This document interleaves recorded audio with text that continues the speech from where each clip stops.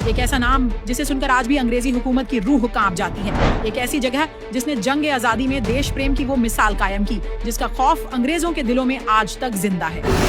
जी हाँ, यह कोई आम जगह नहीं, यह है दारुल उलूम देवबंद। इतिहास गवाह है, जब देश को आजादी की दरकार थी तब इसी इदारे के उलेमाओं ने अपने खून से इस देश की मिट्टी को सींचा था। याद कीजिए रेशमी रुमाल तहरीक को शेखुल हिंद मौलाना महमूद हसन और शेखुल इस्लाम मौलाना हुसैन अहमद मदनी जैसे अजीम उलेमाओं ने अंग्रेजों की ईंट से ईंट बजा दी थी। माल्टा की संगीन जेलों की काल कोठरियां व बर्दाश्त के बाहर की यातनाएं, लेकिन इन उलेमाओं के होठों पर आखिरी सांस तक सिर्फ एक ही नारा था, आजादी। उन्होंने अपनी जान की वो कुर्बानियां दी जिनकी बुनियाद पर आज हमारा आजाद हिंदुस्तान खड़ा है। और आज उसी अजीम मिट्टी पर वो एक बार फिर देशभक्ति का वही सैलाब उमड़ पड़ा। दारुल उलूम देवबंद के सदर गेट पर आज नजारा ही कुछ और था, एक विशाल और ऐतिहासिक तिरंगा यात्रा। इस देशभक्ति के जश्न में शहर का प्रशासन और दारुल उलूम देवबंद कंधे से कंधा मिलाकर खड़े नजर आए। सदर गेट पर दारुल उलूम देवबंद के नायब मोहतमिम हजरत मौलाना अब्दुल खालिक मद्रासी साहब और नायब मोहतमिम हजरत मौलाना मुफ्ती राशिद कासमी ने प्रशासन के आला अधिकारियों, उप जिलाधिकारी विजय प्रताप, क्षेत्राधिकारी अमित सिन्हा, थाना प्रभारी कपिल देव और अधिशासी अधिकारी राजपति बैस का शानदार इस्तकबाल किया। तिरंगे के सम्मान में निकली यह विशाल रैली दारुल उलूम के क्लर्क रेहान कासमी की शानदार देखरेख में आगे बढ़ी।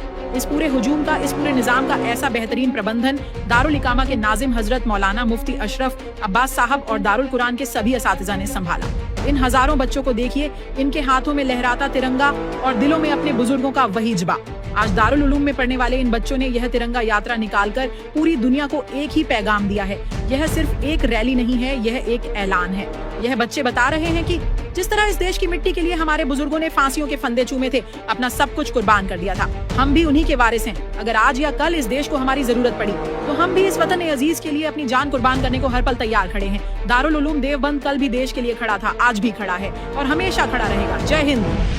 सन 1883 से लेकर मुल्क की आजादी 1947 में हुई है, तो आपको ये जानना चाहिए कि मुसलमान की कुर्बानियां आजादी वतन के लिए 1803 से लेकर 1947 तक की हैं।